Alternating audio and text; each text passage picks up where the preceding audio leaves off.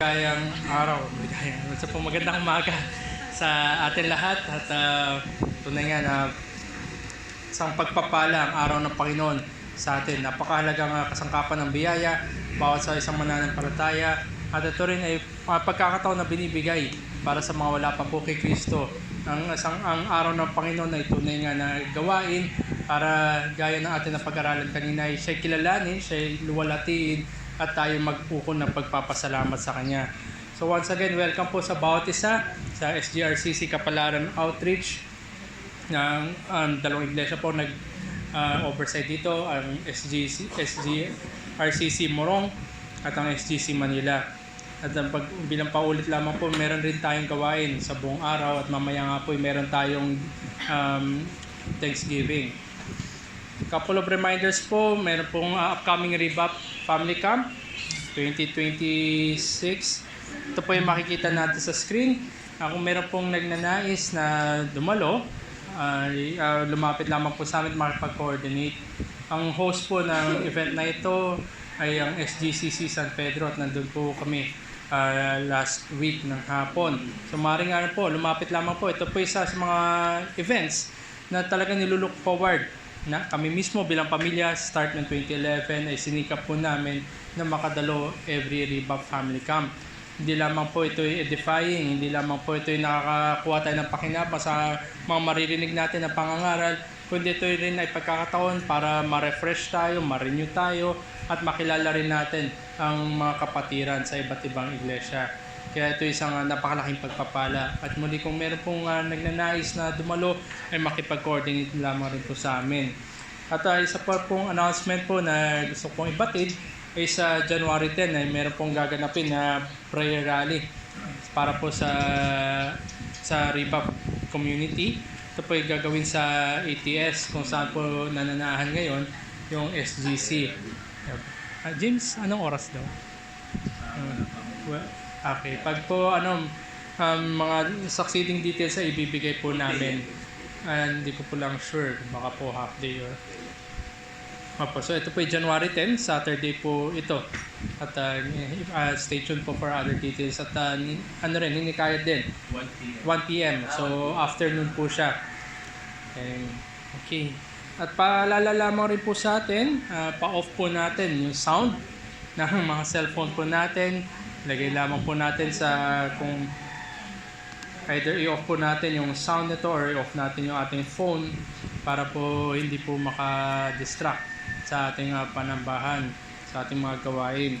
So, ayan, thank you for silencing your phone. So, may pagpapasalamat. Greatly appreciated yung pag-silence na phone natin. Then bilang paghahanda po at basahin ko lamang po yung haba ko, dalawang po.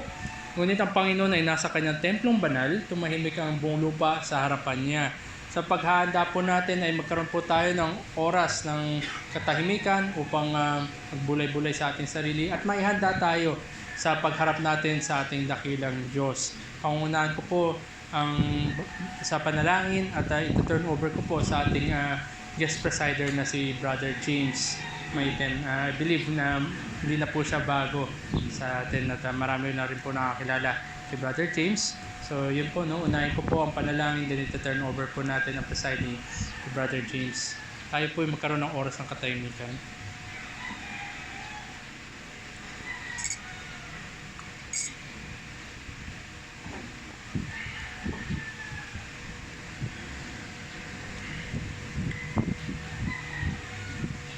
Let's pray.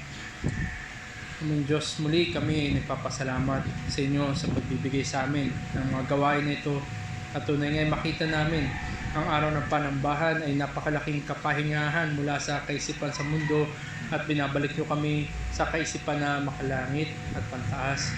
At ganoon din ay oportunidad to para pagbulay-bulayan namin na estado ng aming kaluluwa at kaya po kami dumudulog sa inyo sa inyong pong trono ng awat biyaya na inihandog namin ng papuri at pasasalamat sa inyo. Nawa, dalangin namin na kayo po siya sumama sa amin at maging katanggap-tanggap ang aming mga panalangin, aming mga pag-awitan, aming pagbabasa, aming pakikinig At pati rin po yung lahat ng aming gawain na ito ay tunay na idulog namin sa inyo na may pagpapasalamat na totoo sa aming mga puso. Kaya naman Panginoon ay matanggap niyo po, tanggapin po ninyo ang aming alay na ito ng pagsamba at papuri. Ito po aming dalangin sa ngalan ni Jesus. Brother James. Magandang araw po muli sa inyong lahat. I think last time na tumayo po ako dito ay marami po ang medyo hindi ko pa po nakikita ngayon. So ako nga po pala si James at regular presider po ako sa SGC. At hindi ko man po kasama ang aking mag-ina, kami po ay masaya na makapagsilbi sa inyo at makasama kayo sa papuri sa Panginoon. So bago po tayo pumuri sa Panginoon Diyos, basahin po muna natin ang Psalm 100 o awit 100. Basahin po natin mga Biblia sa mga awit 100. So kung atin pong tatanungin kung ano ba ang ine-expect o inaasahan ng Panginoon sa mga mananampalataya na Kanyang tinawag, makikita po natin ito sa verse 4 ng awit na ating babasahin. At I think sufficient naman po ang naituro ni Brother Jiro ngayong umaga. Ako pa itong tuwang-tuwa at nagpapasalamat. At dahil sa kanya pong itinuro.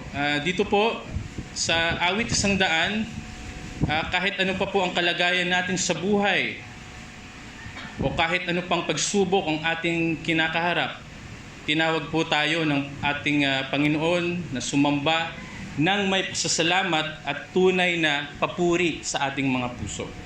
Actually, hindi lang po ito panawagan ng papuri para sa mga mananampalataya, kundi sa buong sangnilikha. So, pinapaalala po ng awit na ito na ang Diyos na ating pasasalamatan at sasambahin ay isang mabuting Diyos. Lahat ng paggabay niya sa kaniyang mga anak ay pinangungunahan ng kaniyang kabutihan.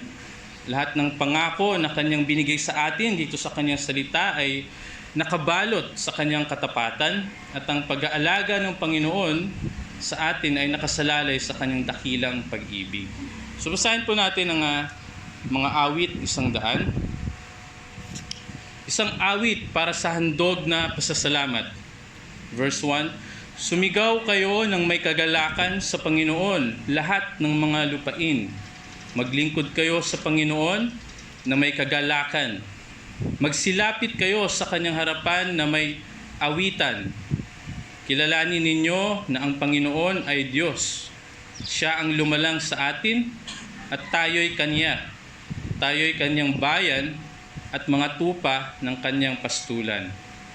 Magsipasok kayo sa Kanyang mga pintuan na may pagpapasalamat at sa Kanyang mga bulwagan na may pagpupuri. Magpasalamat kayo sa Kanya at purihin ninyo ang pangalan niya, sapagkat ang Panginoon ay mabuti. Ang Kanyang tapat na pag-ibig ay magpakailanman, at ang Kanyang katapatan ay sa lahat ng salinlahi. So gaya po ng panawagan ng ating binasa, purihin po natin ang Panginoon Diyos. Awitan natin ang Panginoon dahil sa kabila ng pabago-bagong mundo at lumalalang kasamaan nito, pinakilala ng Panginoon Diyos ang Kanyang sarili sa atin bilang mabuting Diyos na naglikha sa atin. Hindi po natin hinanap ang Panginoong Diyos. Pinakilala niya ang Kanyang sarili sa atin. Pinakilala niya ang dakilang pag-ibig na kailanman hindi magbabago. God's steadfast love endures forever. So awitin po natin ang hymn na Maligayang Nagpupuri. Tayo po ay tumayo sa ating pagsamba.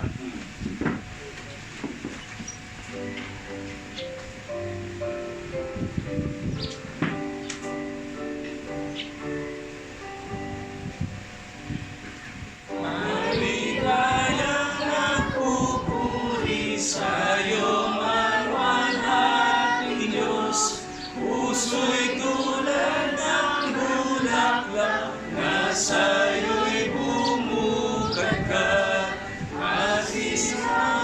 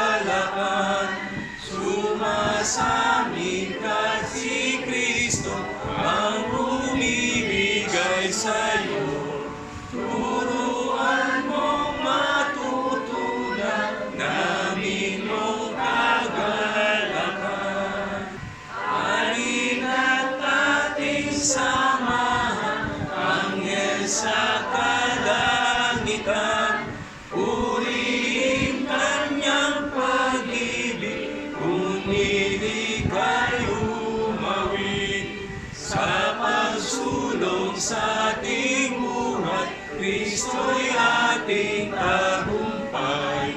Mapuspos ng kagalakan ng kanyang kaligtasan.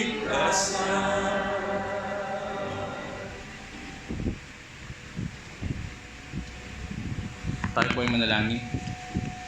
Lord Heavenly Father, muli po kaming nagpapasalamat sa inyo dahil ikaw ang Diyos na nakakakita ng aming mga puso.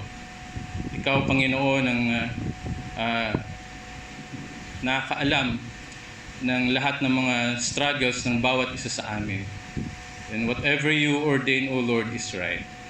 Kahit na, Panginoon, ang aming papuri at pagsamba ay nahaluan pa rin ng aming remaining sins and even imperfection, Father, you know very well kung kami ay tunay na nagpapasalamat at sumasamba sa inyo. Maraming salamat, Panginoon, dahil kahit hindi mo kami kailangan, Panginoon, pinadala mo ang aming Panginoong Jesus.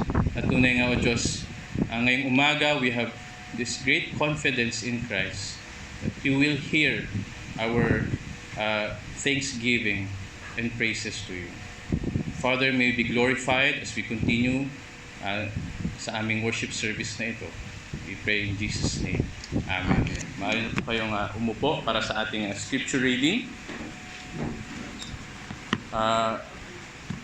For our scripture reading, buksan po natin ang ating mga Biblia sa John chapter 13, verses 1 to 20. So dito po sa ating babasahin, sa John chapter 13, makikita natin yung pagpapakita ng Panginoong Hesus ng tunay na pagpapakumbaba at pagsisilbi.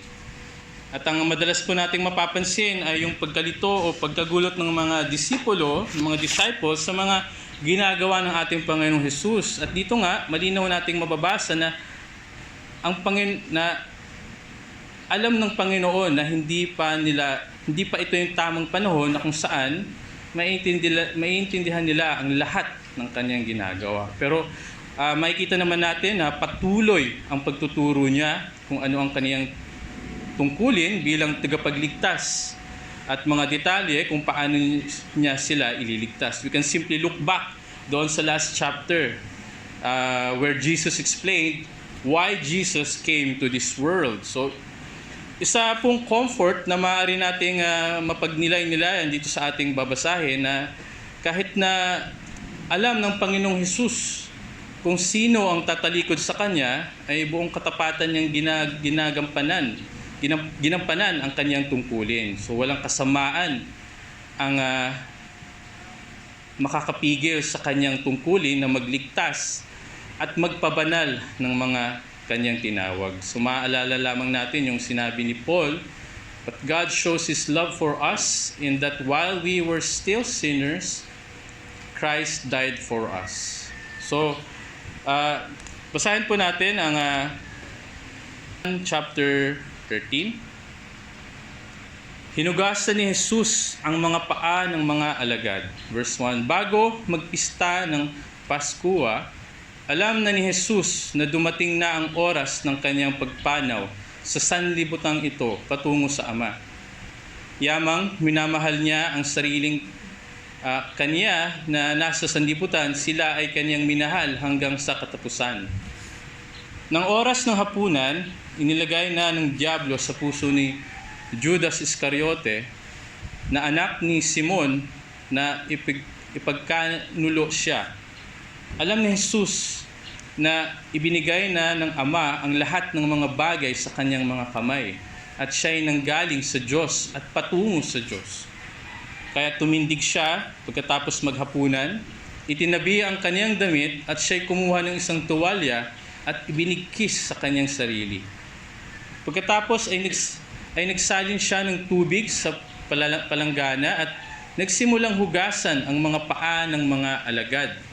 At pagkatapos ay pinunasan ng tuwalya na nakabigkis sa kanya.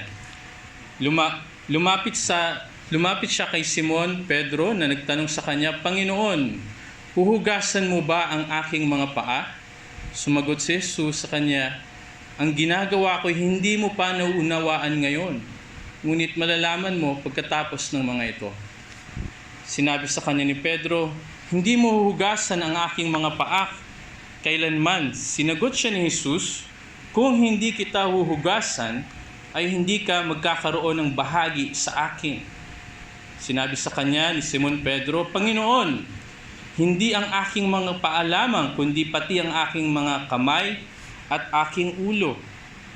Sinabi sa kanya ni Jesus, "Ang napaliguan na ay hindi na kailangan hugasan maliban ang kanyang mga paa, sapagkat malinis ng lubos. Kayo'y malilinis na, ngunit hindi ang lahat." Sapagkat nalalaman niya kung sino ang magkakanulo sa kanya, kaya't sinabi niya, "Hindi lahat sa inyo ay malilinis." Kaya nang mahugasan niya ang kanilang mga paa at makuha ang kanyang mga damit at muling maupo, ay sinabi niya sa kanila, "Nalalaman ba ninyo kung ano ang ginagawa ko sa inyo? Tinatawag niyo akong guro at Panginoon, at tama kayo sapagkat ako nga. Kung ako nga na Panginoon at guro ay naghugas ng inyong mga paa, kayo man ay dapat ding maghugas ng mga paa ng isa't isa. Sapagkat kayo'y binigyan ko ng halimbawa upang gawin din ninyong ayon sa ginawa ko sa inyo. Katotohanan sinasabi ko sa inyo, ang alipin ay hindi higit na dakila kaysa kanyang Panginoon. Ang sinugo ay higit na dakila kaysa nagsugo sa kanya. Kung nalalaman ninyo ang mga bagay na ito, mapapalad kayo kung inyong gagawin. Hindi ako nagsasalita tungkol sa inyong lahat. Nakikilala ko ang aking mga hinirang, ngunit ito ay upang matupad ang kasulatan. Ang kumain ng aking tinapay ay nagtaas ng kanyang sakong laban sa akin. Sinasabi ko sa inyo ngayong bago ito mangyari, upang kapag ito ay nangyari ay maniwala kayo na ako nga. Katotohanan sinasabi ko sa inyo, ang sino mang tumanggap sa aking sinugo ay tumatanggap sa akin. At ang tumatanggap sa akin ay tinatanggap niya na siya na nagsugo sa akin.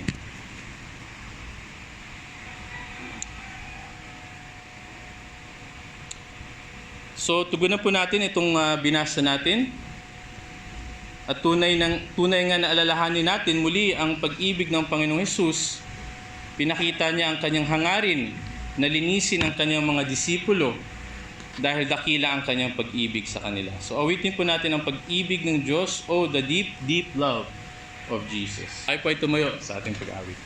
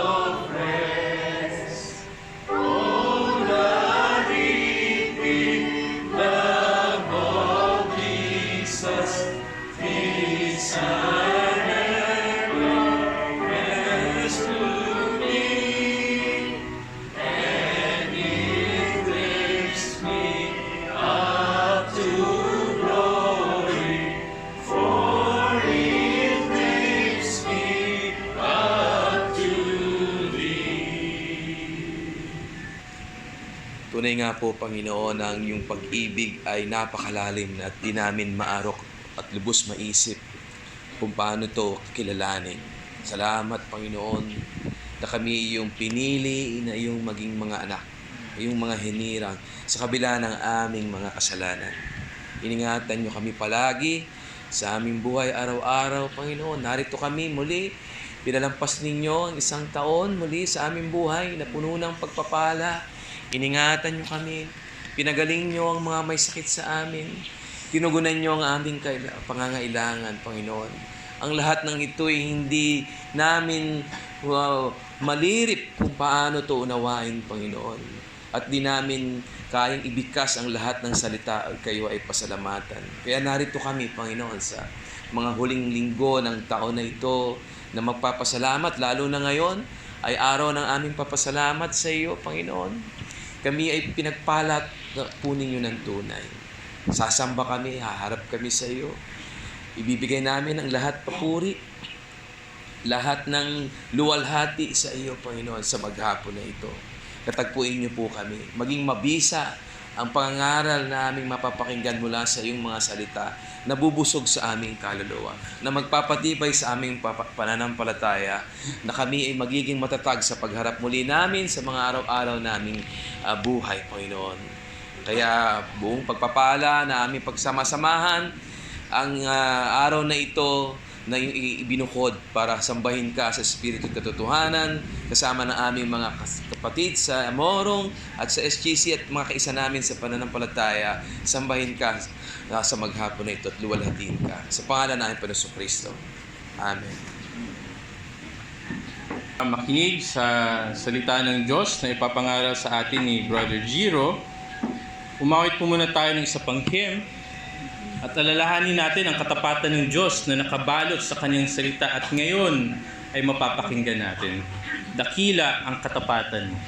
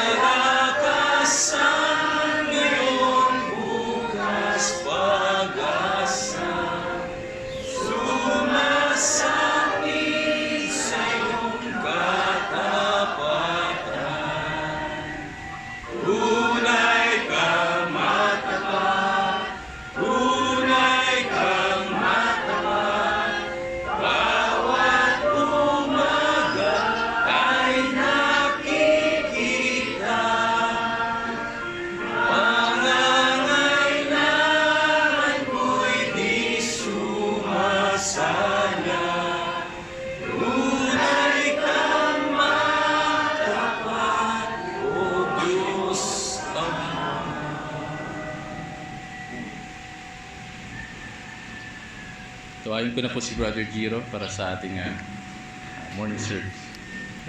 Magandang umaga po muli sa ating lahat at habang inaayos ko lamang no, na namatay. So, muli at tunay nga na napakadaming bagay yung ating pagpapasalamat at pagpupuri na dapat natin gawin kaya po ng ating inawit kanina. Dahil tunay nga na matapat ang Diyos at ganoon din yung makikita natin na katapatan ng Diyos sa ating pagbubulay-bulayan sa umaga na ito, sa ating panambahan. Sa ating po pagsimula, tayo po muna dumako muli sa panalangin at hingin natin ang talino at gabay na nagmumula sa itaas. Let's come to the Lord in prayer.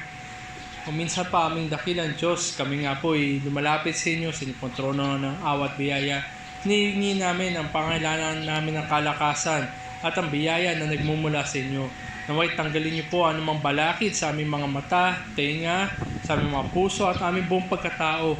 Naway matuon kami muli sa inyo pong ginawa para sa amin at inyo pong tunay na pagbibigay na inyo pong mga probisyon sa amin at naway madulog kami sa mga panahon na kung saan inyo po kami tinutugunan at maturo ito tungo sa spiritual at magpawalang hanggan.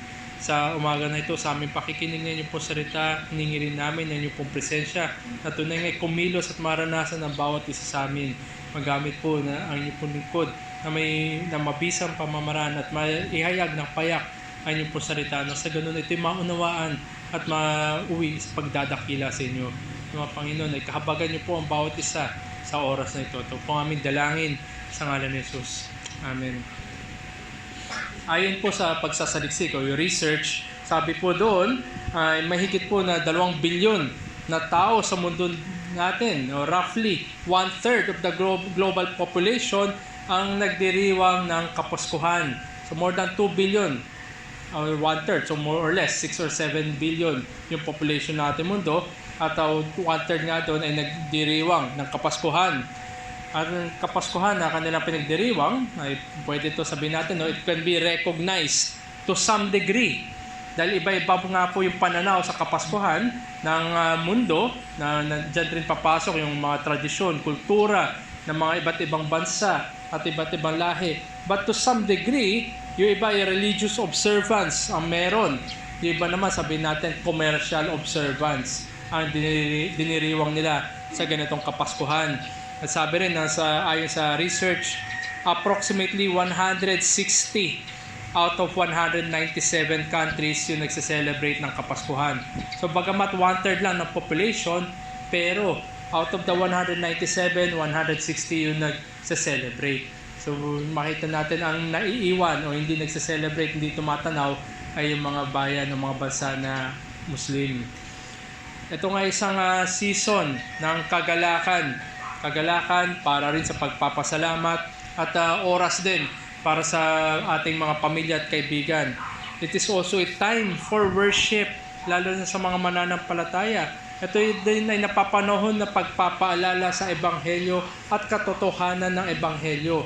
At sa mga ganitong panahon ay tunay nga na binabalikan natin at sinasariwa natin ang pangako ng Diyos. At ito'y sa katuparan, sabi nga doon sa John 1:14, ang salita ay nagkatawang tao. The Word became flesh and dwelt among us. Ito nga rin yung kaisipan na kung bakit o ano ba yung sinisimbolo ng Kapaskuhan, sapagkat may isinilang at ang sinilang na yon ay ang Diyos na nagkatawang tao. Pero isang bagay ang sabi natin na greatly missing o nakakalimutan siguro o nawawala sa mga nagdiriwang ng Kapaskuhan na ito. Ito yung pagtanaw natin na may totoong sense, totoong kaisipan ng pagpapasalamat. Kahit nga sa mga nagsasabi sila mananampalataya, ay maaaring nagkukulang pa rin ang kanilang kaisipan ng dahilan ng pagpapasalamat.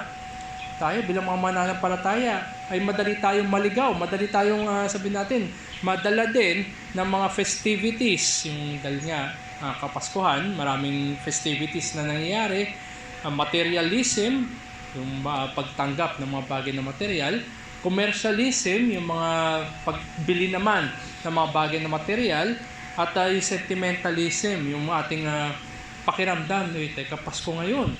So dapat either maging maligaya ako o baka sa iba naman ay maging malungkot. So ito yung mga bagay na maaaring humila mula sa mga mananampalataya mula doon sa totoong sense ng pinagdiriwang natin. But all year round, ay kailangan na tayong hilain pabalik sa totoong sense ng Kapaskuhan, na totoong sense ng pagpapasalamat, totoong sense na magdudulot sa atin upang bumalik kung ano ginawa ni Kristo para sa atin. At ang ating tugon sa mga katotohanan na yan ay sumasalamin din kung nasaan ba yung ating kagalakan, nasaan ba yung ating pasasalamat. At gaya nga nung ating pinag-aralan kanina, ano ba talaga at sino ba talaga yung ating pinasasalamatan. At ang totoong mananampalataya na may ganito kaisipan, siya ngayon yung magiging, sabi natin, abounding in thanksgiving. Siya yung napupuno at labis-labis pa na pagpapasalamat. At ito rin yung makikita natin sa teksto po natin. Samahan po ninyo ako. At ang ating teksto po ay matatagpuan sa Bagong Tipan sa sulat po ni Apostol Pablo para sa mga taga-Kolosas. Colossians chapter 2, although verses 6 and 7 yung focus natin, babasahin ko po ito mula sa verse 1 hanggang verse 7. Colossians chapter 2, verses 1 to 7. Sapagkat ibig kong malaman ninyo kung gaano kalaki ang aming pagsisikap alang-alang sa inyo at sa mga nasa Laodicea at sa lahat na hindi pa nakakita sa akin ng mukaan, upang maaliw sana ang kanilang mga puso sa kanilang pagkakaisa sa pag-ibig at magkaroon ang lahat ng mga kayamanan ng buong katiyakan ng pagkaunawa at magkaroon ng kaalaman ng hiwaga ng Diyos na si Kristo, na sa kanya nakatago ang lahat ng mga kayamanan ng karunungan at kaalaman. Ito'y sinasabi ko upang huwag kayong madaya ng sino man sa mga pananalitang kaakit-akit. Sapagkat bagaman ako'y wala sa katawan, gayon man nasa inyo ako sa espiritu. At nagagalak na makita ko ang inyong kaayusan at ang katatagan ng inyong pananampalataya kay Kristo. Ito po verses 6 and 7. Kaya kung paano tinanggap ninyo si Kristo Jesus na Panginoon, ay lumakad kayong gayon o ayon sa Kanya, na nakaugat at nakatayo sa Kanya at matibay sa pananampalataya, gaya ng itinuturo sa inyo na sumasagana sa pasasalamat. So ito po yung ating teksto sa umaga na ito.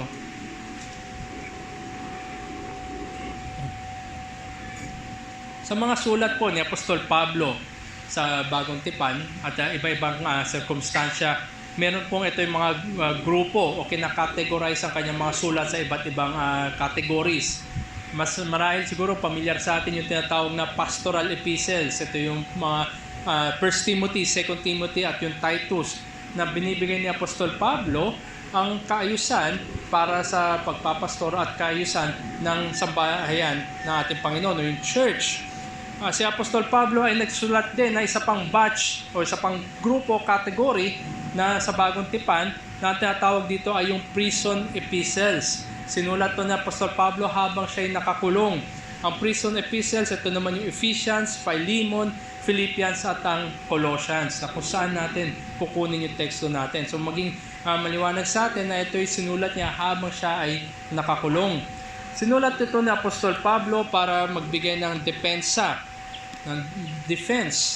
at na magbigay rin siya ng pagpapatibay, support and strengthen the Colossian brethren, sapagkat ang ina-address dito ng Apostol Pablo ay mayroon tinatawag na filosofiya na mula sa labas. May pumapasok, may naririnig ang mga mananampalataya doon sa Colossus patungkol dito sa filosofiya na ito. And it threatens the hope of the believers. Alam natin, pag oras na nagiba ang pag-asa, ang mauwi niyan ay kawalan ng pag-asa. At ang napakalaking error o pagkakamali ng philosophy na ito ay pinapalabnaw, pinapagaan. Nilalagay niya ngayon sa isang poder na wala ng bigat at walang katuturan, si Hesus Kristo. Sapagkat nga sinasabi ng filosofiya na ito na hindi sapat si Kristo lang. Meron kang kailangan idagdag. At sa oras na kami dinagdag, binababa mo ngayon si Hesus Kristo. Nawawalan siya ngayon ng saysay para sa mananampalataya. At ang kongregasyon nga dito sa Colossa ay kailangan ng encouragement.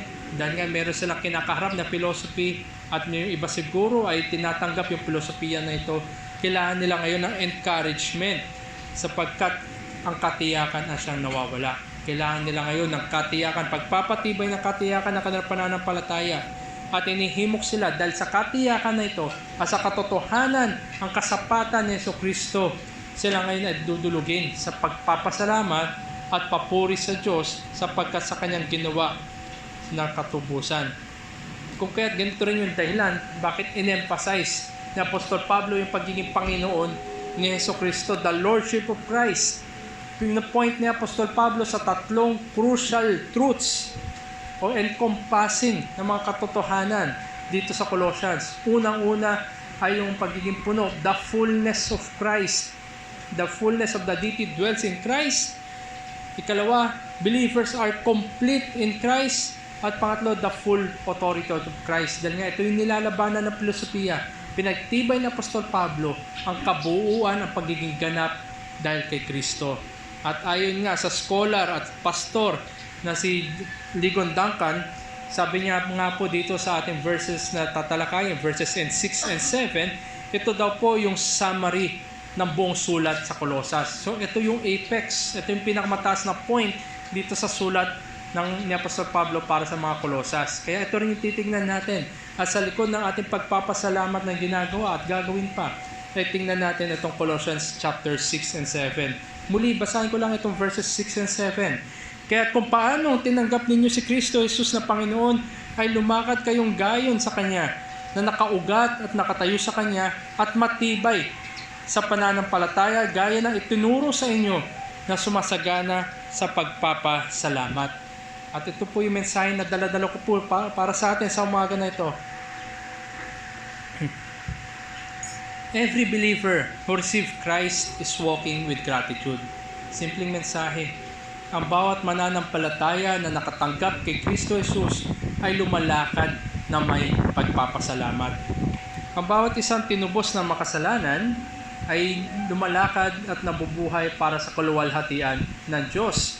At ang paglalakad na ito ay dapat nakikita, evident sa bawat mananampalataya kung paano nila kinokonduct yung araw-araw na pamumuhay nila at sa lahat ng aspeto ng kanilang buhay. Mula sa mga maliit at tago hanggang sa mga malalaki at hayag, ang bawat aspeto ng ating pamumuhay ay dapat sumasalamin sa kaluwalhatian ng Diyos at ang kanyang ginawa para sa atin. And without a visible life, ano man yung mabulaklak na pagpapahayag natin ng ating pananampalataya ay baliwala. Mawawalan ng kulay, mawawalan ng katuturan, mawawalan ng katibayan. At kung tayo nga, sabi natin, when our lives are bumped with waves, na kung saan hinahamon nito ating buhay at pananampalataya, ang dapat na umuusbong sa atin, ang dapat na nakikita sa atin, dapat nag-overflow sa atin, ay yung karakter na siyang sumasalamin sa mga bagay na ating natanggap. It is the transforming power of the gospel to salvation. Ito nga yung kumpiyansa ni Apostol Pablo. Kaya nga hindi niya kinakahiya ang ebanghelyo na sa lahat na kinahabagan ng Diyos, natanggap nila ang ebanghelyo sa pananampalataya at yun ang kapangyarihan ng Diyos upang baguhin ang mga makasalanan tungo sa liwanag. At kung dati sila'y ingratitude o ingrata, walang pagpapasalamat. Kung dati sila'y ganun, ito'y pinalitan na ng pagpapasalamat. Ano man pait ay natakpan na overwhelm ng kagalakan. At ano man yung galit na sabi natin ay sumasalamin, nangingibabaw na anino sa kanilang buhay ay napalitan ng kapayapaan na magpawalang hanggan. Ito ay totoo sa lahat ng mananampalataya. At ito rin naway makita sa atin mga kapatid, na makita ang totoong pagbabago. When we have that full grasp, kung meron tayong lubos na pagkakaunawa ng ginawa natin Diyos para sa atin, at ito nga'y tunay na ating natanggap, we would be abounding with thanksgiving. Kaya muli ang aking mensahe, every believer who received Christ is walking with gratitude. Ang bawat isang mananampalataya na nakatanggap kay Kristo ay naglalakad na may pagpapasalamat. At ayon nga po dito sa ating mga talata ay dalawang bagay yung gusto po makita natin. Una, as we have received Christ, let us walk and continue walking. Dahil natanggap natin si Kristo, tayo yung maglakad at magpatuloy na maglakad. Hindi tayo hihinto. Bagamat natanggap natin si Kristo sometime sa buhay natin, tayo ay naglalakad at patuloy na maglalakad. At ang ikalawa, as we have received Christ, overspilling in gratitude. Dahil natanggap natin si Kristo, naunawaan natin, tayo ngayon ay mayroon sagana. Hindi lamang sagana, tumatapon pa yung ating pagpapasalamat. Not emptying and constantly filling. Hindi nauubos, bagkus ito'y parating napupuno. Ganito yung totoong nakatanggap kay Jesucristo. So tingnan muna natin yung una. Let us walk and continue walking. Tayo maglakad at magpatuloy sa paglalakad. Tandaan natin, itong mga taga-Kolosa na ito, sila ngay may threat ng outside philosophy na tinatawag. Paul did not respond to that na in a way na sabi niya, ay hindi, mahina yan, hindi totoo yan. Hindi ganun. Hindi minaliit ni Apostol Pablo ang anuman na nagbibigay ng threat o ini-endanger yung pag-asa at pananampalataya ng mga Kristiyano. Hindi ito minamaliit ni Apostol Pablo. Alam niya yung implikasyon ng maling katuruan at alam rin niya yung implikasyon kung paano kung tinanggap ito ng mga mananampalataya. Sila'y mawawala, sila'y malilihis. Kung kaya't ito'y kanyang in-address head-on. Sabi dito ni Apostol Pablo, kaya't, sinimulan niya sa verse 6, kaya't, therefore sa English, every time na tayo nagbabasa ng mga sulat ni Apostol Pablo, pag nakita natin itong therefore na ito, itong kaya't na ito isang pamilyar at parating ginagamit ni Apostol Pablo. Ito'y ginagamit niya bilang transition mula sa mga katotohanan na pinahayag niya ni Apostol Pablo. Kaya't ito yung mga totoong bagay at totoong katuruan patungkol sa Diyos at ginawa ng Diyos sa inyo. Ngayon, put into practical application. Ganito yung pagparaan ng pagsusulat ni Apostol Pablo. Pinresent niya yung mga katotohanan at dinadirect niya ngayon ang mga mananampalataya para sa pagkilos ayon sa katotohanan na iyan. Ang mga katotohanan na ito yung nagdidikta sa ating pamumuhay, sa ating paglago sa pananampalataya, sa ating pagtanaw at pagpapatuloy sa pamumuhay ng sa pamumuhay bilang na kay Kristo at totoo rin yan sa aspeto ng pagpapasalamat. About living, growing, believing, and thanksgiving. At sinabi niya, pagpapatuloy sa verse 6, kahit kung paano tinanggap ninyo si Kristo Jesus na Panginoon, as you receive Christ Jesus the Lord. Ang bawat sa totoong mananampalataya ay meron siyang ugnayan. Siya ay may bahagi kay Kristo. Nandoon yung kanyang blessed union with Christ. Dahil ikay na kay Kristo, ikay mahihimok ngayon. Ikaw ay papalalahanan. At yan din ay magbibigay sa iyo ng babala. Dahil nga ikaw ay na kay Kristo, isalamin mo ang buhay na na kay Kristo. It is for us a warning to live a lifestyle reflective of who we have received. Ito ay totoo sa panahon ng mga taga-Kolosas. Lalo na sa panahon natin ngayon na napakadaming humihila sa isang mananampalataya.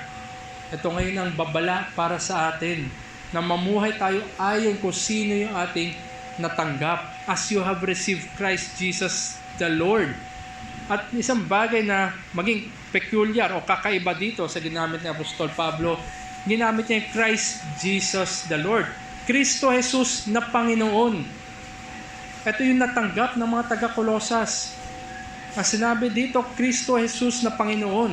Ang Kristo, ito po yung Greek equivalent o yung sa salitang Grego ng Mesias. Siya yung anointed one. Siya yung pinahiran. At alam ito ng mga Hudyo na napaparating ang Mesiyas na siya yung anointed one. At ito nga si Kristo. Naunawa nito ng mga lumang tipan, ng mga mananampalataya sa lumang tipan. At kahit ngayon sa bagong tipan, sa hindi ka man Hudyo, ay nakikita mo, binabalikan mo ang pangako ng Diyos na may paparating na Mesiyas. Ito nga yung kanyang official office of mediation o yung mediatorial office niya bilang taga-pamagitan. Dahil nakasama dito sa Kristo, sa Mesiyas na yan. Kapag-aralan lamang natin nung hindi pa nagtatagal, yung prophet, priest, and king sa ating Sunday school. Kaakibat sa pagiging Mesiyas ay yung mediatorial offices na yan. Prophet, priest, and king. At ang Jesus naman, na kalawang salita dito na ginamit ng Apostol Pablo. Ang Jesus naman, ito naman yung Greek equivalent ng Joshua.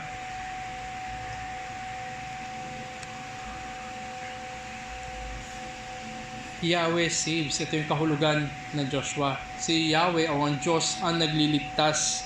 It is the name assigned by the angel. Kung babalikan natin, maraming pangangaral, lalo na sa panahon natin ngayon, dahil Kapaskuhan, patungkol doon sa pagsilang ni Jesus. Sa Matthew chapter 1, verse 21. Ang sinabi doon na ang isisilang ay ililigtas niya ang kanyang mga tao mula sa kanilang kasalanan. Ang Diyos ang nagliligtas, si Yahweh ang nagliligtas. Ito nga ang equivalent ni Joshua, Jesus. It is the saving mission. So alam na natin, ngayon pinapakita ni Apostol Pablo na ang paparating na yung kanilang tinanggap, si Kristo, ang Mesiyas, Jesus na nagliligtas, at sinabi rin pa ni Apostol Pablo dito na Panginoon, Lord. Ito naman ang Greek na equivalent na kung saan nakaugat ito kay Yahweh. At ina-apply niya ang Panginoon. Tandaan natin ng mga Hudyo, isa lang ang Panginoon para sa kanila. Ina-apply ngayon ni Pablo ang Panginoon dito kay Jesus. This is expressed in the sense of His authority and sovereignty. May otoridad si Jesus. Siya ay soberano. At ito yung mga katangian na meron lamang ang Diyos. Therefore, Diyos si Jesus. At sabi nga dito, ang exclusive identity ng Diyos na si Yahweh, ang Panginoon, siya ngayon yung Diyos na nagliligtas. Sabi nga sa Isaiah, sa lumatipan, Isaiah 45:22, ito'y panawagan ng Diyos, turn to me and be saved, all the ends of the earth, for I am God and there is no other. Walang ibang Diyos na nagliligtas kundi ang Diyos na si Yahweh. At siya ngayon sa bagong tipan, ito'y nilalapat, inaangkin ng ating Panginoon sapagkat ang ating Panginoon, siya ang nagliligtas. Ito yung tinanggap ng mga taga-Kolosas. Ito yung mga katotohanan na kanilang niyakap. Kung kaya't dinadirect ni Apostol Pablo mga mananampalataya tungo sa pagiging Panginoon ni Jesucristo. Lordship of Christ sa ating pamumuhay na sumasalamin sa mga katotohanan na ginampanan at ginawa ng ating Panginoon, sa ating pagsamba, sa ating mga papuri at sa ating pagluwalhati kay Kristo. Yan ay sumasalamin at totoo dapat sa pamumuhay ng bawat mananampalataya. Hindi na kasalanan ang nangunguna o nangingibabaw sa buhay ng mananampalataya, kundi ang biyaya ng Diyos at itong ay sumasalamin sa kanyang pang-araw-araw na buhay. At ang sabi ni Apostol Pablo, kaya kung paano tinanggap ninyo si Kristo Jesus na Panginoon, ito yung kanyang utos, ay lumakad kayong gayon sa Kanya. So walk in Him. Na tayo lumakad ayon sa ating natanggap. Ang bawat mananampalataya ay nananahan doon ang banal na Espiritu. Ang bawat totoong tinubos ng Diyos ay naroon ang banal na Espiritu. So it follows that when they are to walk in Christ, dahil lamang ito sa gawa ng kaligtasan. Hindi tayo makakapaglakad na may pagkukunwari. Hindi tayo makakapaglakad na panlabas lamang. Kundi ang totoong mananampalataya ay dahil nananahan ng banal na Espiritu, meron siyang ugnayan kay Kristo. Siya ay lumalakad in a consistent manner sa kanyang kapahayagan ng pananampalataya. Walang pagkakaiba. Kung ikaw ay mananampalataya sa iyong pagpapahayag, dapat mananampalataya ka rin sa iyong buhay, sa iyong pamumuhay. Walang contradiction dapat dyan. Kaya ang punto na ginagawa ni Apostol Pablo, ang kapahayagan ng pananampalataya na meron tayo ay magiging credible lamang, magiging katotohanan lamang o tatanggapin lamang ng sanlibutan o ng mga tao, ang mga kapatiran, kung tayo naglalakad at nagpapatuloy na maglakad sa pananampalataya. Consistently, hindi sometime. Kundi ito'y totoo sa lahat ng aspeto ng ating pamumuhay.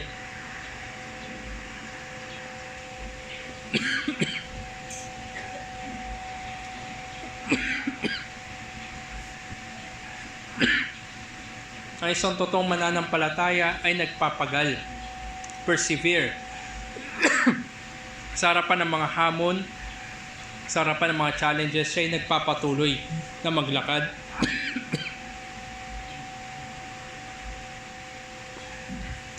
At hindi lamang na siya ay nagpapagal, siya rin ay bumubunga. At ang bunga na to ay yung bunga ng banal na Espiritu.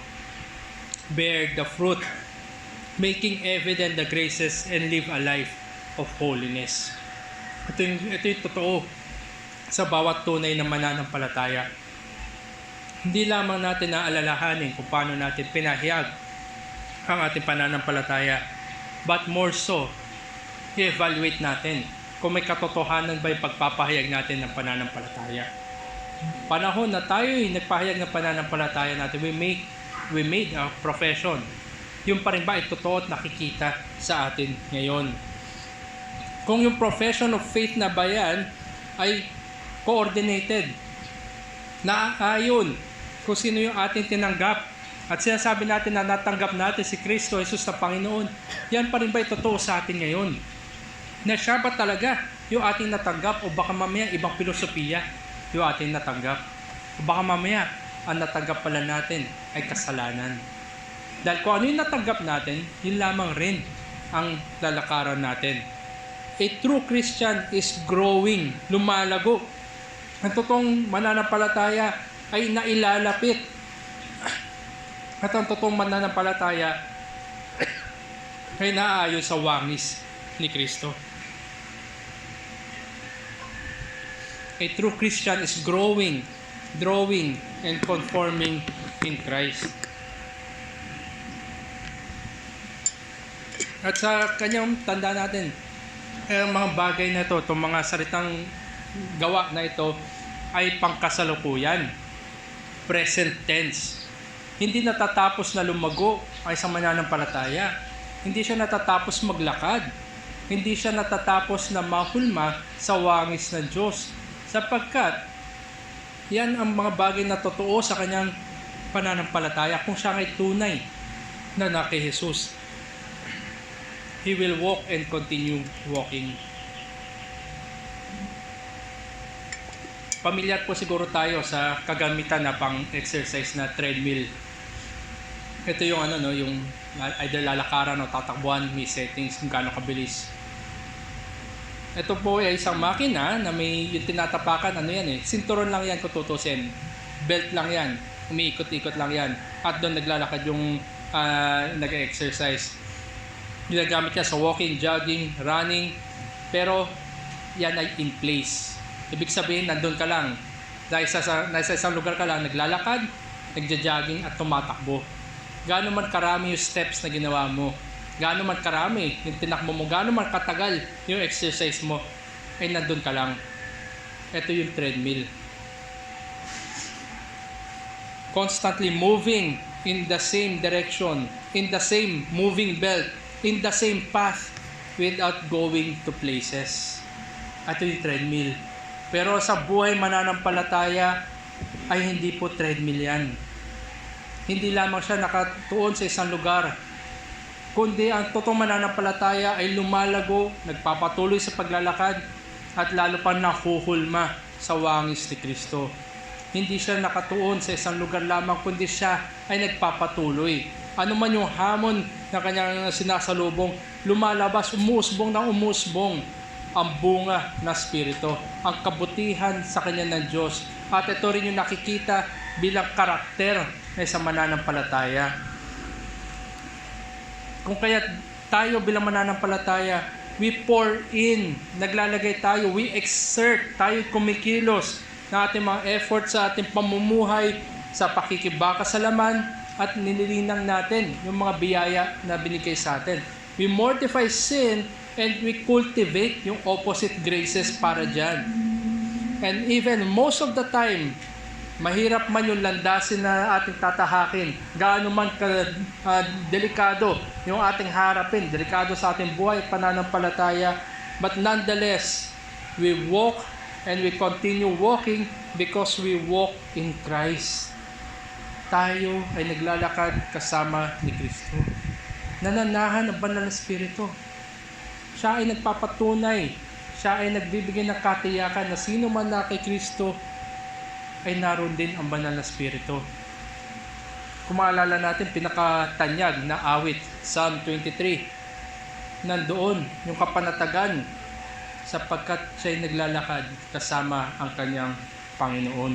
Ang bawat totoong mananampalataya ay siya'y naglalakad at nagpapatuloy maglakad sapagkat kasama niya ang kanyang Panginoon.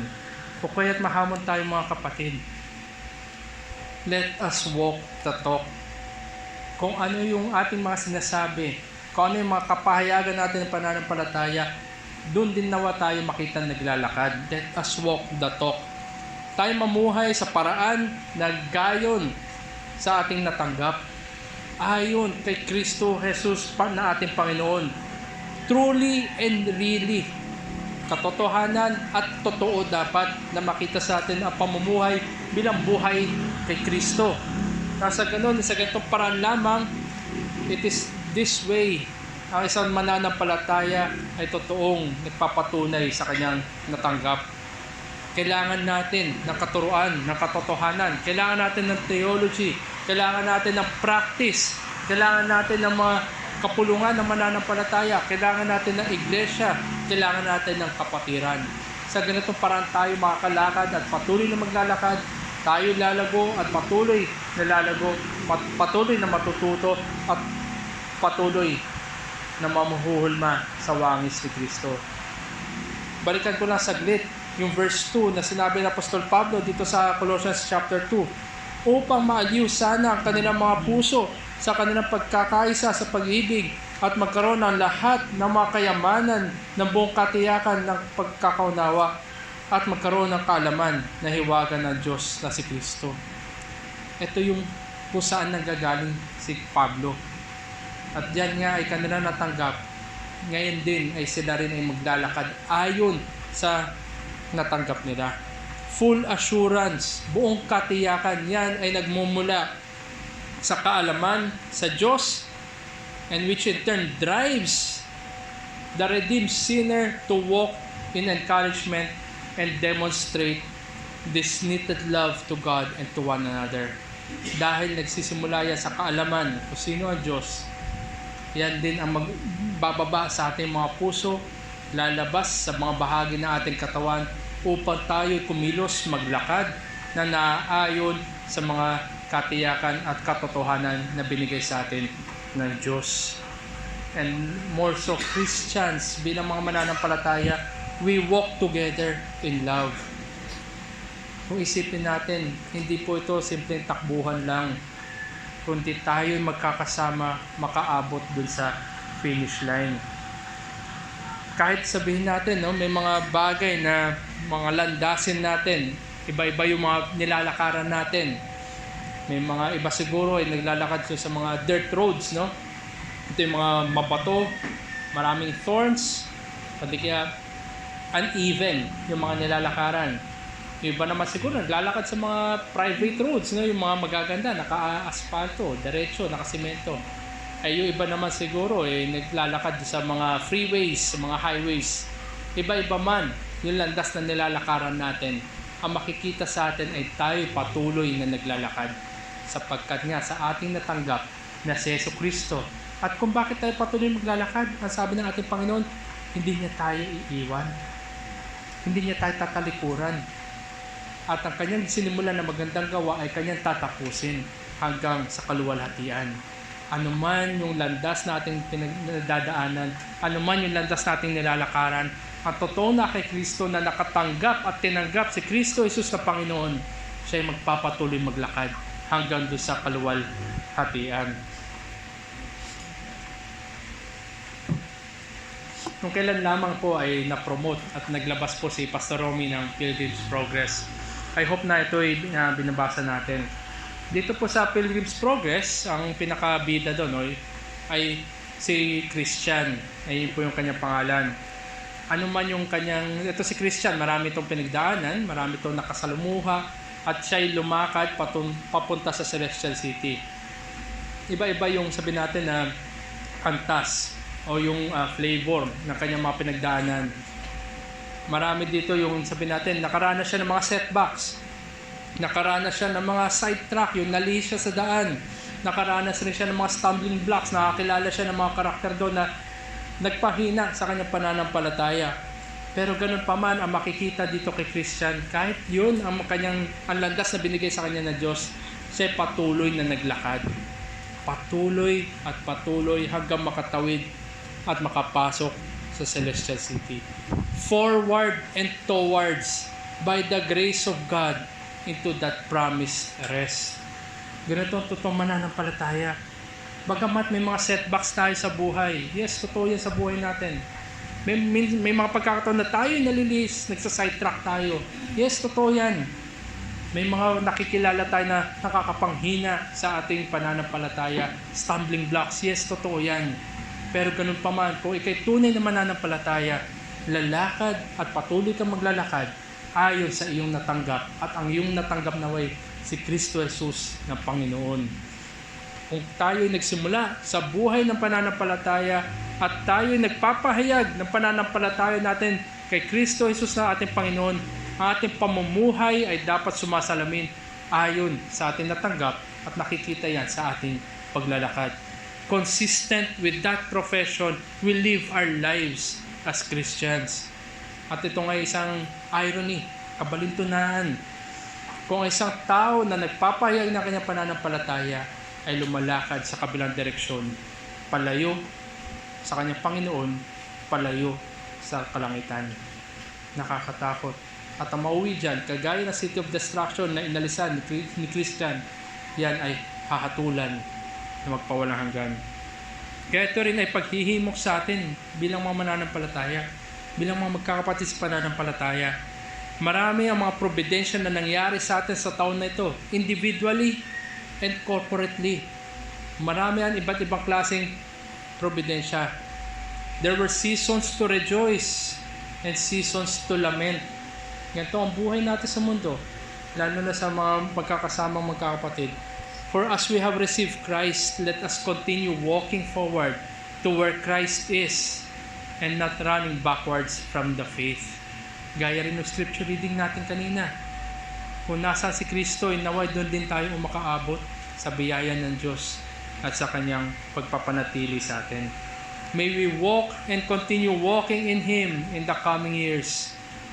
One step, one day, one prayer at a time. Isang hakbang, isang araw, at isang panalangin. And in the end, may we be found standing where Christ is. At lalo pa na magbibigay ito ng kagalakan kung makita natin mga kapatiran na kasama natin. At lahat ng mga niligtas ng Diyos ay makakasama natin pumupuri na magpawalang hanggan.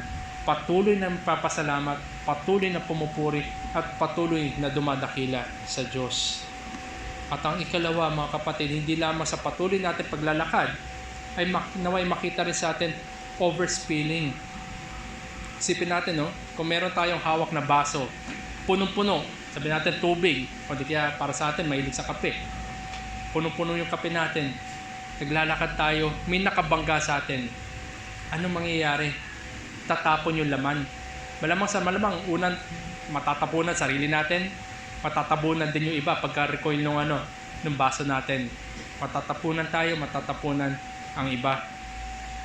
Ano yung unang reaksyon? Iba siguro kanimitan magagalit. Pero ang makikita dapat sa isang mananampalataya ay pagpapasalamat. Dahil ang laman ng baso na dinadala natin ay pagpapasalamat. At makikita rin na natabunan na iba ang tumapon o lumabas mula sa atin ay pagpapasalamat. Kung kaya tayo isang mananampalataya na naglalakad kay Kristo, overspilling in gratitude. Dahil nga overspill, may babawas. Pero ang mananampalataya, not emptying, hindi na uubos, kahit gaano man yung tapon, kundi ito yung constantly filling, napupuno parate. Bagamat may lumalabas, nakikita ng mundo at ng mga kapatiran, nakikita sa kanya yung pagpapasalamat, ito rin ay parating napupuno ng higit pa na pagpapasalamat. At ngayon, pagkatapos doon sa verse 6 na sinabi ng Apostol Pablo kung sino yung natanggap ng mga mananampalataya na ito, nag-proceed naman siya ngayon doon sa tangible, nararanasan. Paano ba yung practical application yan? Kasi hindi naman makikita ni Apostol Pablo sa kanilang mga puso kung ang natanggap ba nila ay si Kristo Jesus sa Panginoon. Ayon lamang yan sa kanilang paglalakad. Ngayon, tanong ng mga Kolosas, paano? At ito sa verse 7, binibigay ng Apostol Pablo kung paano sila maglalakad at magpapatuloy na maglakad. Gumamit dito sa Apostol Pablo ng succession na tinatawag na particles sa grammar. Pinapaalalahanan ang mga mananampalataya kung paano ba sila maglakad sa realidad na buhay kay Kristo. Sabi sa verse 7, na nakaugat at nakatayo sa Kanya at matibay sa pananampalataya, gaya ang itinuro sa inyo na sumasagana sa pasasalamat. So isa-isahin natin itong mga particles na ito. Una, na nakaugat at nakatayo sa Kanya. Ito yung sinabi ng Apostol Pablo, rooted and built up in Him. Gumamit siya ng metaphors. Rooted, parang nakaugat. Alam natin, pag ang puno, o di ka anumang halaman, malalim yung ugat, matibay. Ito ay metaphor mula sa kalikasan. Yung mga halaman, yung mga puno na deeply rooted are known for their stability. At hindi lamang yun, kahit sa mga panahon na tagtuyot, stable sila. Hindi na sila agad-agad nalalanta kasi malalim nga yung pagkakakapit ng ugat. Pag malalim ang kapit ng ugat, meron siyang access do sa moisture and nutrients na do sa kalalim-laliman. At very crucial yan do sa mga panahon na tagtuyot, El Nino. Lalo na rin, di ba, kung isipin natin, bakit sa mga desert may halaman? Paano nabubuhay yun? Saan nung kinukuha yung tubig at nutrients sa kailangan niya? Malalim ang kanyang ugat. At hindi lamang dito, sabi niya, na nakaugat at nakatayo. Sa English, built up. Sa panahon natin ngayon, mas makikita natin to kung paano na itatayo yung mga pundasyon. Paano na itatayo yung mga buildings. Kung may pagkakataon kayo nakita kung paano simulan, di ba, naghukay na malalim. Hanggang doon sa tinatawag na bedrock. Ito yung pinaka-stable na pundasyon. Na kung dyan tinayo ang isang gusali ay stable yan. Hindi yan, sabihin natin, gegewang-gewang. Dahil malambot na lupa ay nasa taas ng bedrock. Ang bedrock ay matibay. Ito naman ay metaphor mula sa construction o di kaya sa real estate, pagpapagawa. At nasabi nga dito, it pertains to the total constructed space of a property. Kasi ang tinatayo natin ay buong gusali. Hindi lang naman yung kwarto, kundi yung buong gusali ang tinatayo natin dito. Kasama na rin dito yung usable na area doon sa tinatayo na yun. Kung gaano kalapad yung mga pader na itatayo, kasama sa kwentada yan. Kung ang pinagtatayuan natin ay sabihin natin 50 square meter lang, hindi ka pwede magtayo ng lalampas dyan. Pwede kang magtayo na less than, pero hindi ka pwede lumampas doon sa area na yan. Yan ang magbibigay na stability doon sa structure. So nandun na yung pagkaugat at yung stability na binigay ni Apostol Pablo, ginamit niyang metaphors. At sinabi pa niya dito na ikalawang particle, at matibay sa pananampalataya, established in the faith. Ang mga malalalim na ugat, at kung ikay ngayon naitaytag o natayo ka sa bedrock na yan, yan yung pundasyon kung sa iyong pananampalataya. Malalim at matibay. Kung dyan ka nakatayo, ikaw ay matatag. At ang sabi nga ay ang pananampalataya natin ay nagmumula, nag-ugat lamang kay Jesucristo. Kung totoong natanggap mo si Kristo, Jesus na Panginoon, siya yun. Ang pundasyon ng iyong pananampalataya, matibay, malalim, matatag. At ang ikatlo na particle na ginamit niya, gaya ng itinuro sa inyo, just as you were taught. Tinuruan sila ni Apostol Pablo. Ang salita ng Diyos, ang tinuro ni Apostol Pablo, hindi yung kanya sariling kaisipan. The Word of God, pointing to Christ, is the content of what the Colossian Christians were taught, in which they have received. Ang salita ng Diyos, walang iba. Ang salita ng Diyos na nakasentro kay Kristo Jesus na Panginoon, ang tinuro ni Apostol Pablo at kanilang natanggap. Dahil nga dito sa mga particles na ito, rooted and built up in Him, established in the faith, just as you were taught. Ang conclusion ni Apostol Pablo, sumagana sa pasasalamat. Dahil ito yung mga katotohanan ng salita ng Diyos na inyong natanggap, kayo ay sumagana sa pasasalamat. Abounding in thanksgiving. Hindi salat, sagana. Napakarami ang bagay na dapat nakikita sa atin. At ang nakikita higit sa lahat ay thanksgiving.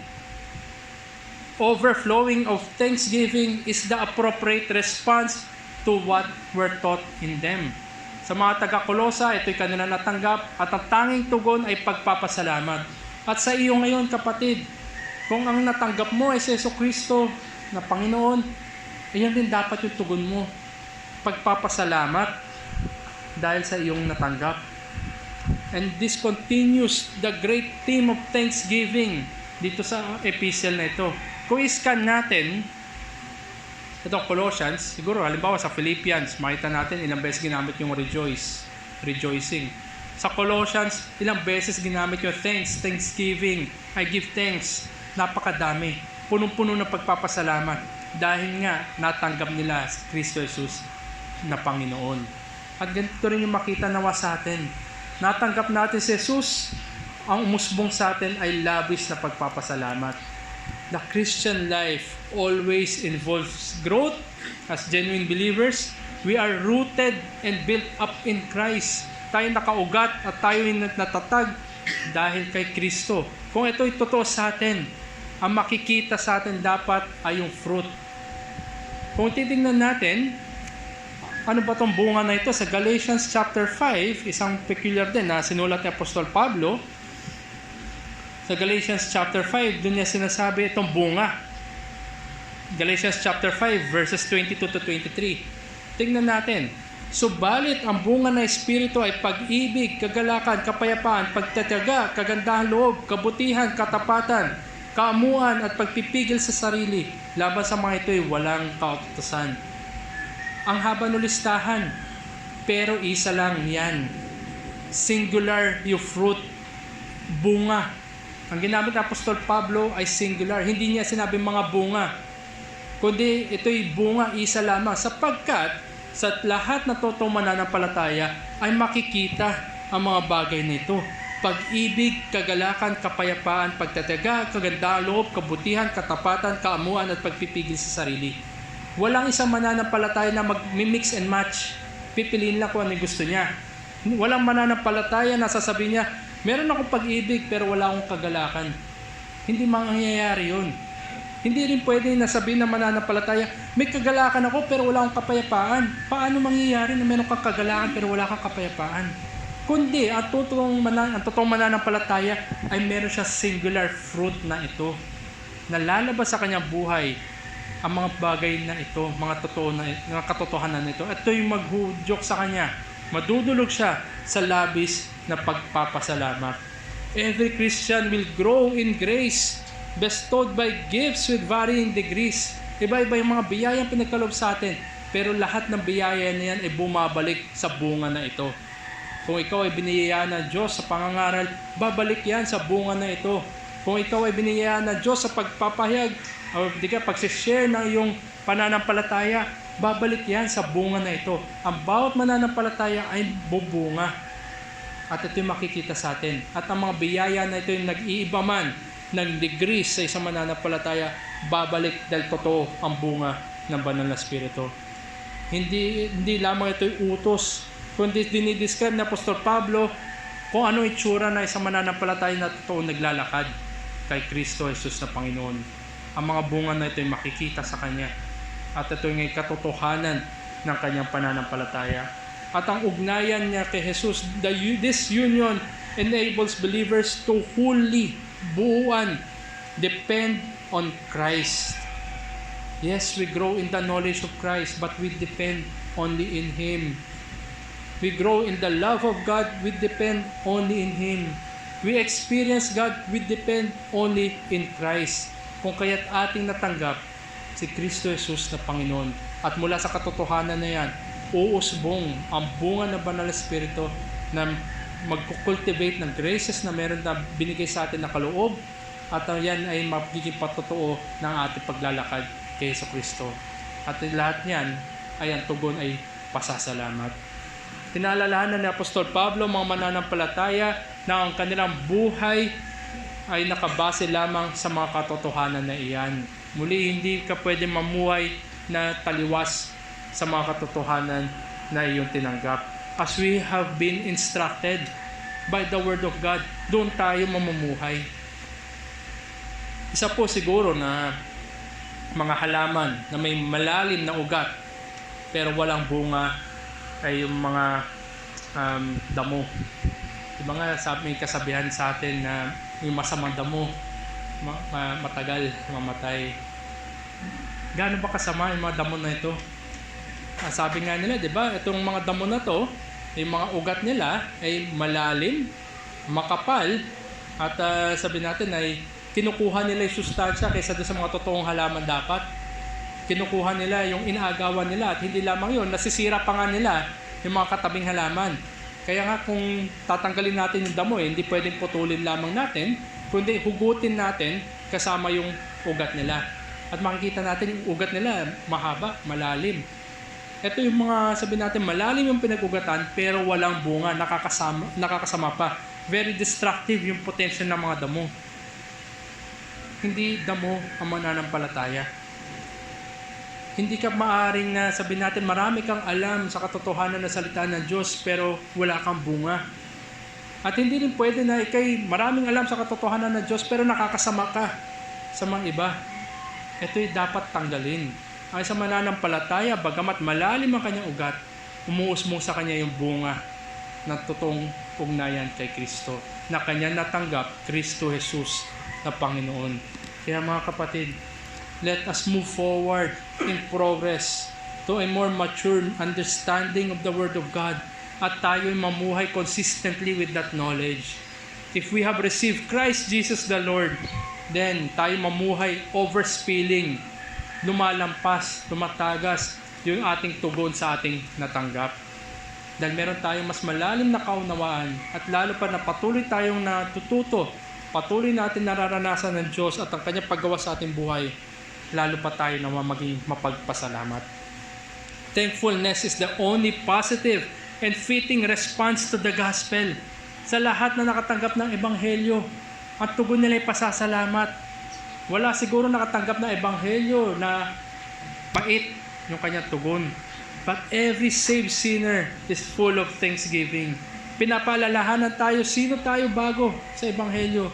Sino tayo ngayon natin natanggap ang ebanghelyo? At sino pa tayo sa kinabukasan habang patuloy natin natatanggap ang mga biyaya at habag ng Diyos?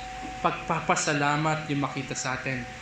Ano man yung mga bunggo na matatanggap natin, ano man yung mga hamon na may makita sa atin ay pagpapasalamat. Thanksgiving is part of the Christian life. Baka mamaya, ang nasa isip lang natin ay mamuhay ayon. Hindi ganun. Kundi ang pasasalamat yan din ay parte ng buhay mananampalataya. This does not pertain to seasons lamang. Hindi naman pwede may season ng thankfulness. Kundi buong buhay na isang mananampalataya ay pagpapasalamat sa ginawa ng Diyos. At ang pagpapasalamat na yan ay walang katapusan. Never emptying, but constantly filling. Dahil pinapaalalahanan siya ng Diyos. Balikan ko lamang po yung Pilgrim's Progress. Meron pong dalawang karakter na gusto ko pong banggitin. Si Faithful at si Hopeful. Si Faithful, kasama po siya ni Christian. Fellow pilgrim siya, pero siya ay pinatay doon sa Vanity Fair. Ang kanyang lakarin man ay natigil doon sa Vanity Fair. Pero may umusbong na isa pang kasama si Christian, si Hopeful. Siya ay katuwang at kasama, companion siya ni Christian na sumama sa kanya matapos na mamatay o patayin si Faithful. Si Hopeful at si Faithful ay iba man yung kanilang simula at pagtatapos ng kanilang lakarin.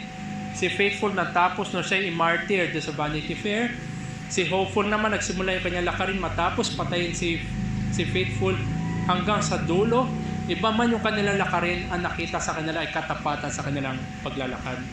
Hindi natin alam mga kapatid kung hanggang saan yung ating lakarin. Hindi natin alam kung hanggang saan tayo sabihin natin aabot sa mundong ibabaw na ito. Pero nawa anuman yun ay makita sa atin ang katapatan dahil natanggap natin si Kristo Jesus na Panginoon. At dahil natanggap natin si Kristo Jesus na Panginoon, ang umusmong sa atin, makita sa atin, tumagas sa atin ay ang pagpapasalamat. This is how living consistently and progressively means. Sa bawat hakbang tayo napupuno pa. Sa bawat hakbang, hindi tayo nauubusan. At sa bawat hakbang, ang nakikita sa atin ay yung laman, pagpapasalamat. It is also for us to keep on walking with much gratitude. At muli, mahikayat tayo kahit sa ating panawagan sa panalangin, kahit sa ating pagpapanalangin, nawa ang mga panalangin natin ay mabalutan ng punong-puno ng pagpapasalamat.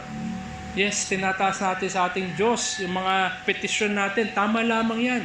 Lalo na kung ito'y pangangailangan na yung kapatid sa pananampalataya. Tama lang yan. Pero balutin natin lahat ng pasasalamat dahil sa ginawa niya sa atin. Alalahanan natin whom we are talking to, who we are before Him, what He did for us, redemption and preservation. Tinubos niya tayo at siya yung nagpapanatili sa atin hanggang sa huli. At bilang pagtatapos, definitely mga kapatid, napakadami ng mga bagay na ating pagpapasalamatan. Maraming iba't ibang dahilan para pasalamatan natin itong 2025.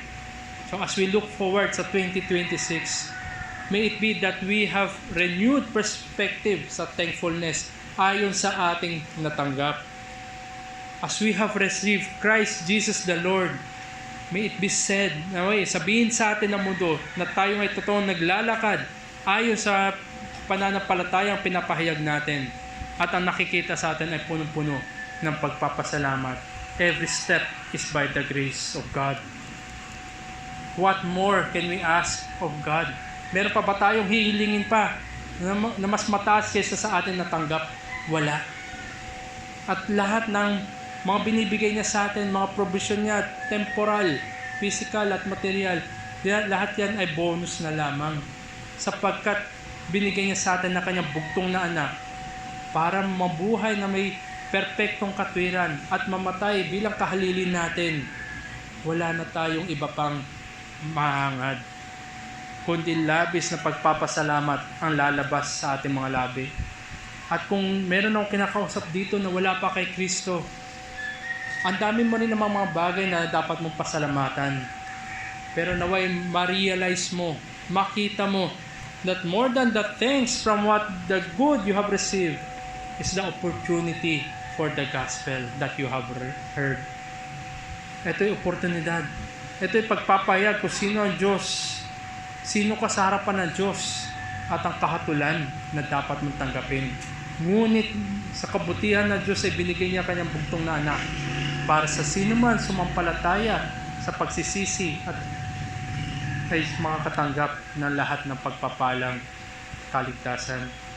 Do not be very relaxed in every judge, in everything, sapagkat sa bawat araw na binibigay at bawat paghinga na pinagkakalob sa iyo ng Diyos, merong anino ng kahatulan sa likuran mo. Huwag kang maging relax dyan. Hindi man kahapon ginawad sa iyo ang kahatulan.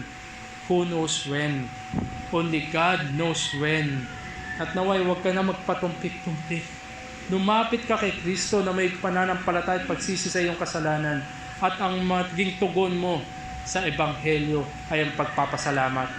Thankfulness be changed the way you pray, the way you live, and the way you see Christ. Naway, maging gaya ka ng mga mananampalataya na punong-puno na pasasalamat at matagpuan mo din ang kapayapaan magpawalang hanggan. Isang himno po ang ating awitin mamaya bilang tugon. Ito nga yung purihin ng lubos o yung 10,000 reasons. Nabanggit dito sa himno na ito, mula sa pagsikat ng bagong umaga hanggang sa gintong umaga, ang buhay na mananampalataya ay buhay ng pagpupuri sa Diyos sapagkat tinatanaw natin na ang lahat ng ito ay mula sa Kanya at meron lamang saysay ang pagpapasalamat sa katotohanan ng ating natanggap. Mula sa bagong umaga hanggang sa gintong umaga para sa mga mananampalataya lubos sa pagpapasalamat. At nawa ito rin yung panalangin namin sa mga wala pa kay Kristo na ito rin yung matanaw ninyo ang gintong umaga ng papuri. Tayo po magtapos sa panalangin. Umuli aming Diyos, salamat nga po sa inyo pong pagpapahintulot na balikan namin ang sulat ni Apostol Pablo ng mga katotohanan na natanggap ng bawat mananampalataya na tunay nga aming natanggap ay si Kristo Jesus na aming Panginoon. At naway, kung ito'y totoo sa amin, mahikayat kami na mamuhay consistently sa buhay na ito na sumasalamin kay Kristo Jesus, aming Panginoon. At ang makita rin at maranasan din mula sa amin ay ang lubos na pagpapasalamat, lubos na kagalakan dahil sa inyo pong ginawa para sa amin. At ito rin yung makita sa amin na anuman yung pinagdadaanan namin, na kayo ay naroon kasama namin. At lalo pa napupuno at umuusbong ang pasasalamat, sumasagana ang pagpapasalamat.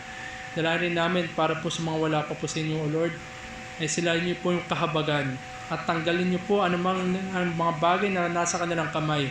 Dalhin niyo po sila sa inyo pong harapan at mapuno rin ang kanilang kamay ng pagpapasalamat gaya ng mga nakikristo na. Kahabagan niyo po sila, Panginoon, sa ngalan ni Jesus. Amen. Tayo po ay tumayo at umawit po tayo ng purihin ng lubos at mabalikan natin ang totoong pagpapasalamat at pagpupuri sa ating Panginoon.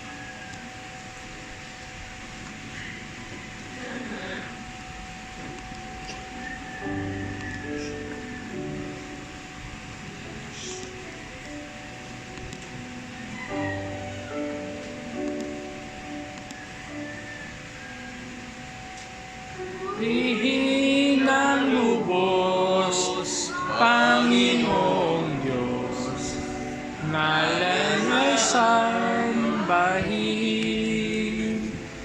Tayo'y mag-awitan, itanghal, ang makabuhihan. Ang sigat ng bagong oras na papulihan, anumang lumipas at anumang ang bukas. Sa dapit hapoy aawitan ka, purihin ang lubos, Panginoong Diyos, ngalan ay sambahin. Tayo'y mag-awitan, itanghal, kanyang kapurihan. Sa pag-ibig at kahabagan, biyaya mo'y anong yaman, sa kabutihan mo kami nag-awitan. Laksang katwiran kapulihan ka, purihin ang lubos, Panginoong Diyos, ngalan ay sambahin. Tayo'y mag-awitan, itanghal, kanyang kabutihan. Sa kapit ng gintong umaga, mukha ang makikita ka, ang kagalakan at kahampingan busan. Mag-aawitan ng walang hanggan, purihin ang lubos, Panginoong Diyos, ngalan ay sambahin. Tayo'y mag-awitan, itanghal, kanyang kapurihan. Purihin ang lubos, Panginoong Diyos, ngalan ay sambahin. Tayo'y mag-awitan, itanghal,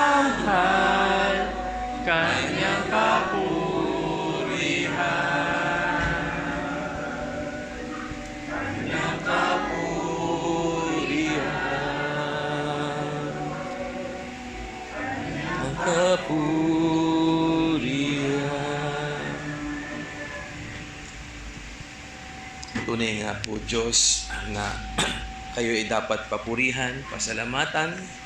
Ito ang makita sa aming kalikasan, sa aming ugali, na kami ay sumunod sa iyong mga utos, lumakad sa iyo, na kami nakakilala sa iyo bilang Panginoon at tagapagligtas, ay makitang lumalakad sa iyo. At hindi lamang yun, Panginoon, makita kami mapagpasalamat. Makita kami dahil sa kaligtasan na pinagkaloob mo sa amin, sa Ebanghelyo, makita sa aming buhay na kami mapagpasalamat. Salamat po sa mensahe na iyo pinagkaloob sa amin, Panginoon. Salamat sa kaligtasan. Salamat sa pagpapala, isang taon na kami ay iyong iningatan. Alam po namin sa susunod na taon, ganun din ang iyong gagawin sa aming buhay. Kayo hindi nagbabago sapagkat yun ang iyong kalikasan, Panginoon. Tapat kayo palagi sa amin sa kabila ng kami hindi tapat sa iyo. Kaya walang reason, Lord, na hindi kayo pasalamatan, na hindi ibigay ang buhay namin sa iyo, na hindi kami lumakad sa iyo, na bilang palatandaan na kami mananampalatayaan ninyo. Salamat po sa mensahe na iyong pinagkaloob sa amin, sa pangalan ng Panginoong Kristo. Amen. Okay po, dyan po magtatapos sa ating umagang gawain at salamat po sa bawat sa pinagpalang araw ng Panginoon.